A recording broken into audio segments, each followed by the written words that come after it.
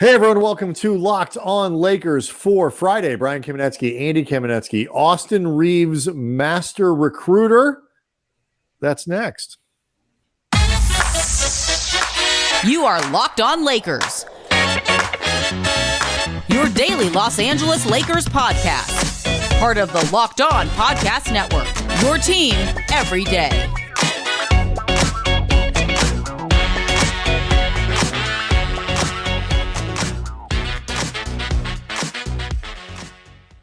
Thanks to everyone for making Locked On Lakers first listen of every day, Monday through Friday, no matter how or where you get your podcasts. It's always going to be free, never behind a paywall. Locked On Lakers on YouTube is where you can go to see the show, hang out, leave questions, leave comments, talking about perhaps Thursday's show where we talked about Kobe Bryant on Kobe Bryant Day, August 24th, 8/24. So plenty of things to talk about with that.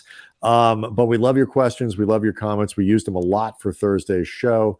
And, want to keep seeing them throughout the rest of the summer and into the season.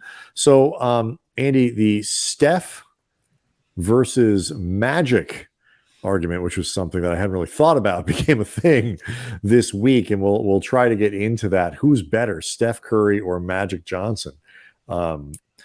So obviously a debate that's interesting to Lakers fans. But let's start here because, certainly, Andy, we've talked a lot about Austin Reaves over the course of the offseason, including episodes earlier this week with Mike Trudell, breaking down Reaves' performance with Team USA in the World Cup. Jovan Buha has a great feature out on Reaves. And at The Athletic. Yeah, at The Athletic. Thank you. Nice deep dive. I forget, not everybody remembers where all of these people work.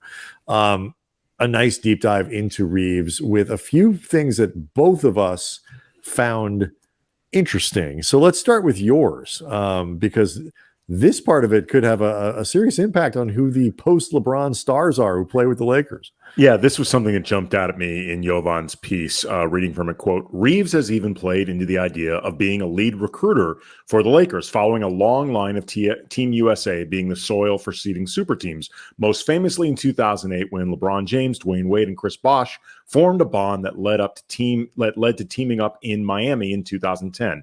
I can't speak on that, Reaves said, laughing, but I like some of the guys we're playing with, so yeah.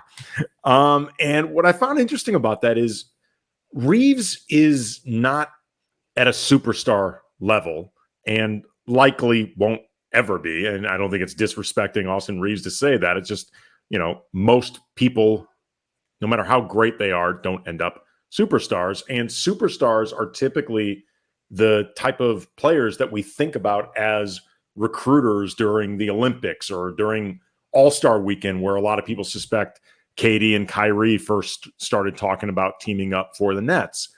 But then when you think about it, it actually makes sense for Reaves and the Lakers because other than AD, he's got the longest contract of anybody on this team.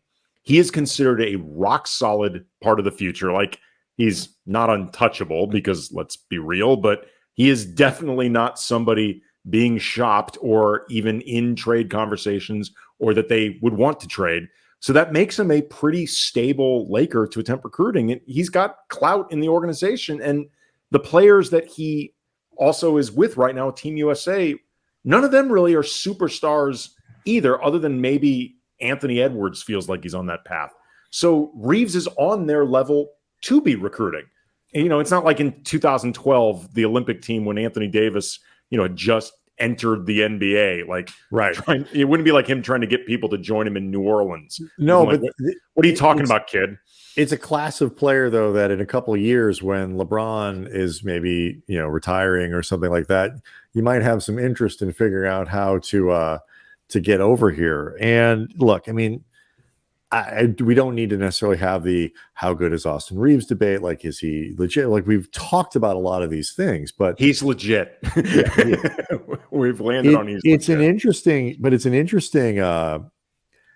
It's an interesting way of framing the type of impact he has on teams, because you're right. He's not a superstar, but he's going to be around, I think, for a while. Like, he's obviously the Lakers.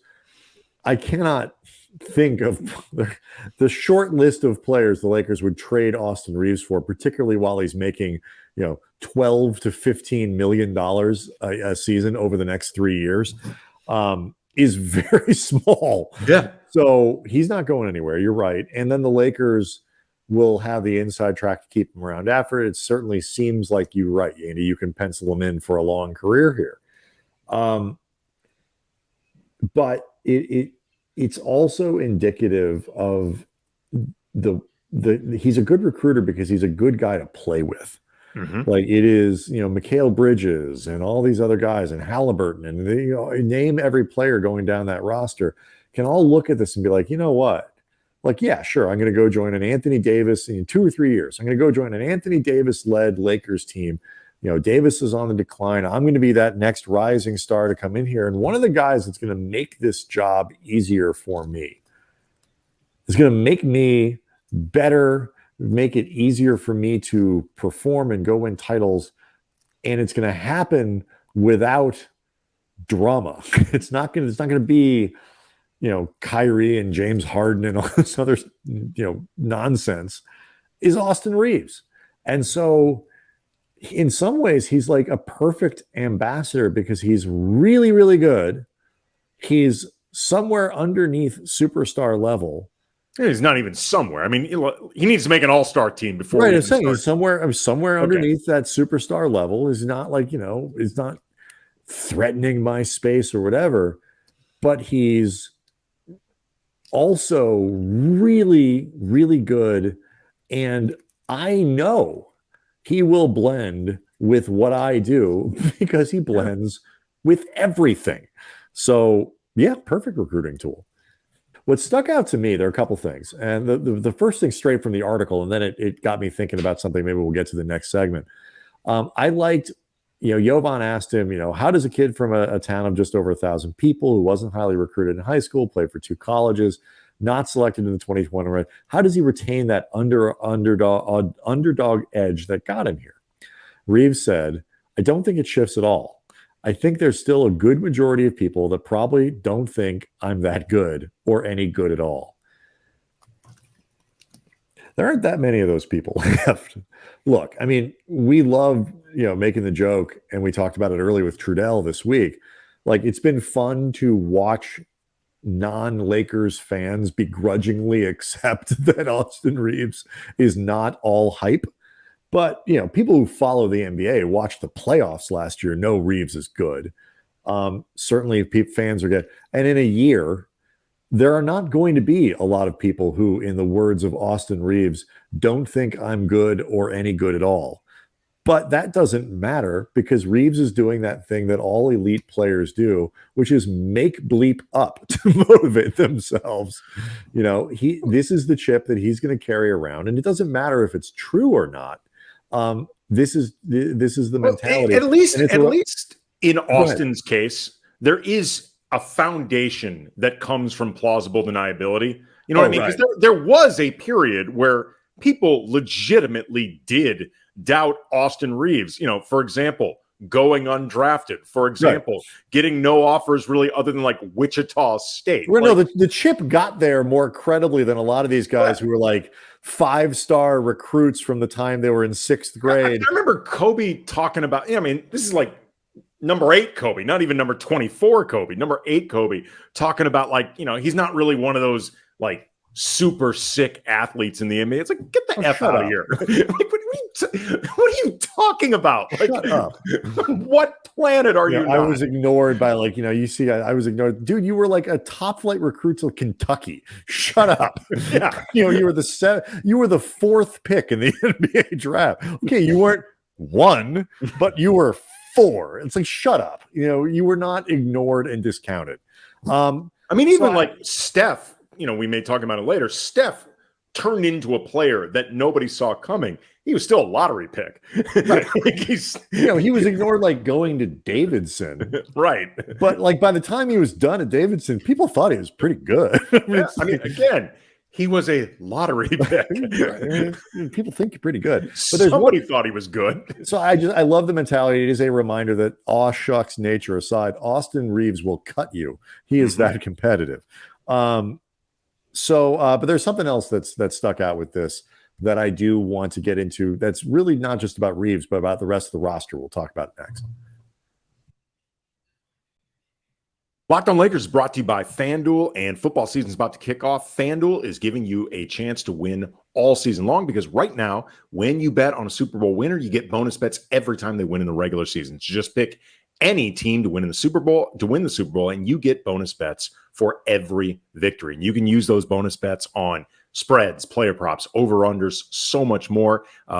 Chiefs, last I looked, getting 6-1 odds from our friends at FanDuel to repeat as champs again. Chargers, 21-1 to win the Super Bowl. They could actually rack you up a few wins for some bonus bets. Raiders, 75-1, not the team I would pick to get bonus bets, but I'm not going to tell you how to do your fanning. But either way, visit FanDuel.com/lockedon. Start earning bonus bets with America's #1 sportsbook. That's FanDuel.com/lockedon. So, I think there are, if LeBron and Anthony Davis stay healthy, Andy, it's a pretty relatively narrow band of expected performance. It's like everybody kind of knows what those guys are. It's just a question of, are you going to be healthy or not? And you're either going to be like mega uber elite or just like regular elite. I think that's pretty much when you start to move down the roster. I think what separates, potentially creates the Lakers season and allows them to maybe separate from other teams in the conference, run with Denver, stuff like that, are those guys where that band, that range of possible outcomes is bigger. And I'm interested not just in Reaves, but we'll start there. At this point, how wide do you think that range is for somebody like Reaves? Because I think, for example, like D'Angelo Russell, I think we can kind of, with pretty good accuracy, guess what D'Lo is going to do this year. I think generally, I mean, I could be wrong, but for me at least, I feel like I have a pretty good feel for what he's going to deliver the Lakers, offensively, defensively, statistically, or whatever. With Reaves, I think a lot of it has to do with exactly how big is his role going to be. Like, how much responsibility is Reaves going to be given in terms of running the offense, in terms of his pecking order when it comes to scoring? You know what I mean? Like, I'm convinced that Austin Reaves is a legit high-end NBA player. I'm convinced that he is going to have a large and positive role on this team. But just how much he's going to be doing on this team is obviously going to affect his production, because he is a guy that we've seen can be very hands-on and productive that way. He's also, we've talked about before, he can be that connective blending guy. And sometimes connective blending guy doesn't do as much that is directly shown in the stat sheet. Sure. But with somebody like Reaves, at least if I think I'm answering the question that you're asking, the top end versus the bottom end, it may not even be a level of performance or lack thereof. It's just what's your role going to be, right? But statistical, but like that, you mean like statistically? Yes, maybe he averages fewer points or more points than you think. But I think you answered my question when you said, I am sure he is a high end NBA player at this point. I think he can find ways to be useful if more of the scoring goes to, say, D'Lo and Rui and Gabe Vincent. Whatever he is expected to do or asked to do, I am actually kind of like thinking like, whereas last year we kind of went into the season with Reaves talking about, man, if he arrives, so to speak, if he takes a leap, that's like trading for another player. It's like I actually think at this point, there's less of that kind of variance for Reaves. I'm pretty sure he's going to perform at a high level. Like you say, the role might change. So like when you start to go down the roster, who do you see as those guys where the range of possibilities is still pretty big? Is it Rui? Is it Max Christie? Where like if Christie, for example, performs as like a 6th or 7th or 8th guy in a rotation on a good team, that's a pretty big leap for a guy in his second season who was doing. that makes a massive difference for what this team's top end could be. I mean, but it's not guaranteed. Like, that's not something you can say like, oh, I know that's going to happen. I mean, look, we've had this discussion a bunch of times. I'm very bullish on what Rui will do this upcoming season. I think I am more confident and more convinced that what we saw in the tail end of the regular season in the playoffs is what can be unlocked with him moving forward. But as far as like variance goes, the guy that jumps to mind for me, and I don't know if it's even somebody you were thinking about, is actually Jackson Hayes, because he's the one guy that I can think of that if the discrepancy is really wide in terms of what they need from him versus what he actually brings, Hayes jumps out at me as the guy that I can really see a massive gap. And if it's on the low end of the gap, it's really problematic because for the time being, they don't have anybody else to turn to other than play more AD or, hey, LeBron, Rui, remember that whole backup center thing you were doing? What do you think? We're going to keep doing it. You're right. It's interesting because, like, Cam Reddish is in the same boat, but in theory, I mentioned Christie a second ago. They're like, if Max Christie plays well and Taurean Prince plays well and Rui plays well, and LeBron is reasonably healthy, and so Jared Vanderbilt is going to do Jared Vanderbilt things. And some of those guys aren't guys that I picture being truly prolific anyway. Like Max Christie could be an important part of the rotation, but if he averaged 10 points a game, I'd be pretty surprised. Well, it's right, but it's not. So that's what I'm talking about with it's like not it's not just statistical production. It's just like you say with Reaves, it's like thriving in the role that they're given and the output, whatever it is, the total contribution, whether that's tangibles, intangibles, whatever. Like I said, like if Christie becomes a guy who's like, wow, he can give you 18 to, really pretty good NBA minutes every night. That's a game changer. That fundamentally changes, the rotation, as opposed to, okay, if we need to play Max 15 minutes tonight, 20 minutes tonight, because it's not going to kill us, it's not going to hurt us, but let's not put that on him yet. I don't think there's a whole lot of range in like what Vanderbilt is going to give them. I think we know what that is. Same with Taurean Prince. I think that's true. I mean, the shooting percentage kind of matters, but like broadly, I don't think there's a lot of surprise. As a 3-point shooter. Yeah. And, D'Angelo, I think at a higher level. I don't think there's a ton of surprise left to come in Russell's game. No. But he's always been streaky anyway. Right.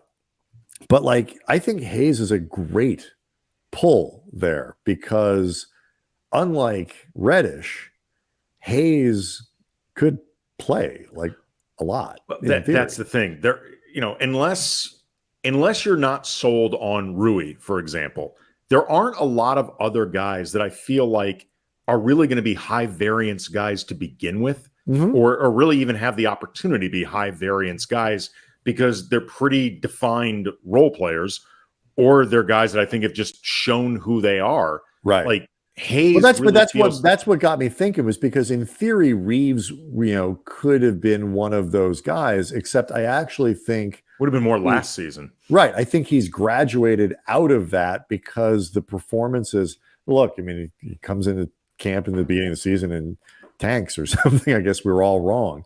But I actually think now he has graduated out of that high range player where the ceiling and the floor are different, whereas opposed to, Christie, Hayes is a great example. Rui to some degree, depending on what you're looking for. And I just think that's an interesting evolution. I mean, even Gabe Vincent doesn't strike me as a particularly high swing player. I think Vincent strikes me as a bit of a high swing player, more in the sense of question, like how much it matters about his outside shooting. If you're factoring in the high end outside shooting, then I actually do think there's a high degree of variance in his game.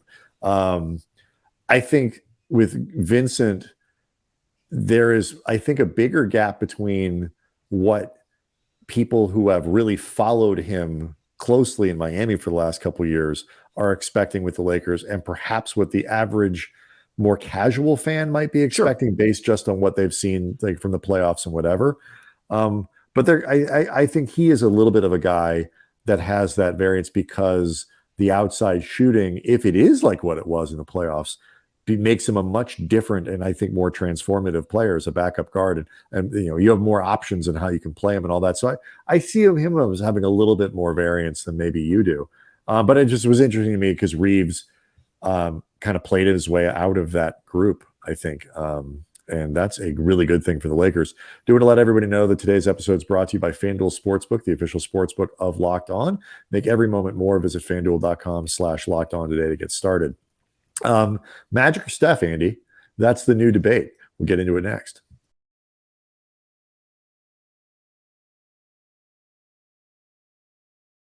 I was not expecting who's better, Magic Johnson or Steph Curry, to be a thing that people were going to start debating, but it became a thing, Andy, that people have started debating thanks to Steph Curry.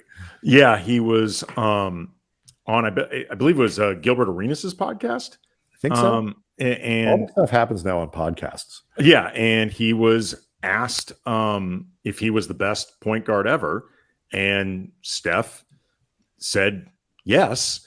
By definition, means you're saying you are better than Magic Johnson. You've displaced him, because I think for the last, 40 years, Magic has been considered not just the consensus best point guard ever, but who the hell else are you going to say but Magic? Like, of course it's Magic, right? Right. There's nobody even to debate. I don't know the answer to that question, and I'll be honest with you, I don't particularly care. Like, it's a fun debate to talk, because you talk about guys who are just wildly different in what they did in both size and the way they played and what they were known for and their skill sets and stuff. But it's hard to think of two guys who you could say maybe that's the guy's better, maybe that guy's better. But it's hard. It's not like Kobe and Jordan, who the Venn diagram overlaps a lot with those guys. That's not what makes this argument interesting to me. To me, it's more about these are transformative players who sort of broke the mold and changed the way that people think of the position, think of the game, play the game. That's what's interesting about this debate to me. Well, okay, first of all, I totally agree with you. They are both transformative players in a way that even truly great players, like all-time great players, rarely are. These are guys who change the way the game gets played, the way the game gets seen, the way, future players, get evaluated for skill set, things like that, in a way that Kobe is an all-time great and he is a truly iconic player. But I don't think about Kobe changing the game in the same way.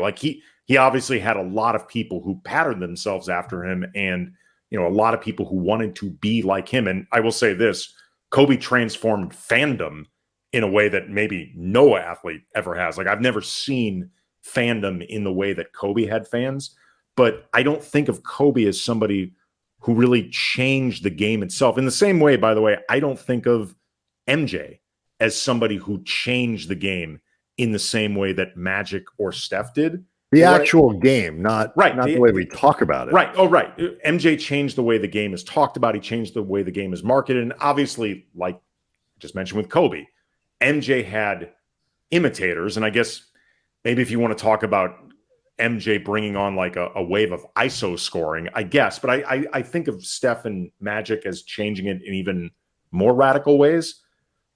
But where I disagree with you is the idea that they did it really wildly differently. I actually think there's a lot of similarities with them. Okay, go ahead. Tell me what you mean, because I think we may actually agree here a little bit, and I'll explain more. But tell me what you mean. Their overall effects on offense, like the way both changed. I talked about the game and also the point guard position, the way they both became just walking mismatches.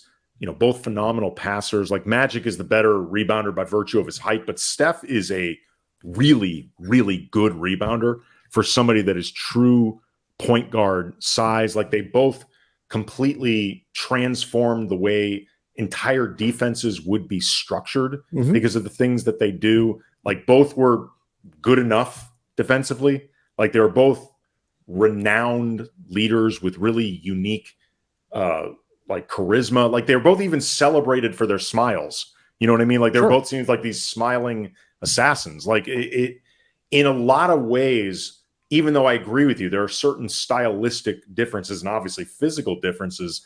When I really started thinking about this, there was a lot about Steph and Magic that actually felt pretty similar. I mean, I understand what you're saying. And obviously, when you have two players who are 1 and 2, or if you want to, call it that, in the greatest of all time at that position, there's going to be overlap. What I'm getting at is like when you think of Steph Curry, you think of devastating outside shooting from a little guy. Magic Johnson was a terrible outside shooter. Yeah, of course. One of the only things he's bad at, and he was enormous. And all that. Yeah, like Steph is a very underrated passer. Absolutely underrated finisher too. Yeah. He's great at the rim. I mean, that's the other thing too that I think people, when you start to think about like, is it ludicrous to call Steph? Well, no. He's probably overall, despite the size, probably a better defender than Magic was. At least both of them at their peak. Like neither of them wildly distinguished, but Magic wasn't a great defender. No, he wasn't. Like I said, good enough. He'll tell you the same thing. And it was also, I think, because Magic was so much bigger than Steph, it's a little bit easier to get away with not being as good when you are that big. Steph struggles. It's the size thing is going to hurt Steph. But he also has to work harder. Steph's handle is incredible because the shooting is so good. It's easy to forget the other stuff. But again, I don't want. I mean, it's so like moral of the story there. I watched a lot more Steph than I did Magic. Like, if you want to tell me Steph, you think Steph's better, I'm not going to argue with her. I think it's a credible position to have. What I think is just continues to be fascinating, though, and you kind of hit on it. The way these guys were transformative. Obviously, point guards didn't stop. Like, they didn't just change the template for point guards as soon as Magic came in the league. But he is the beginning. He's part of that chipping away of stereotyping of positions and stereotyping of skill sets and athletes and what they have. That doesn't just apply to just basketball. It's football now. It's if you've listened to the Play Callers with Jordan Rodriguez, the podcast she's doing with The Athletic, it gets deep into this, how the NFL is changing to a skill set league and looking for guys who can do 10 different things and all that. And that's obviously where the NBA is going too. And the roots of that, you can go into Magic Johnson with that and seeing players who can do crazy stuff at 6'9". I just that to me is kind of look, what I see here. There's going to be a lot of people who say ultimately it's still Magic, and I'm not going to argue against that either. I mean, you perhaps do get extra credit for saving the whole damn league. That's a pretty good thing on Magic's resume. Also, and this was a nice little bit of synergy and coincidence. I saw this photo circulating on social media today. You got Magic Johnson, I believe this is in the Forum Club, starting clockwise from the top with Magic.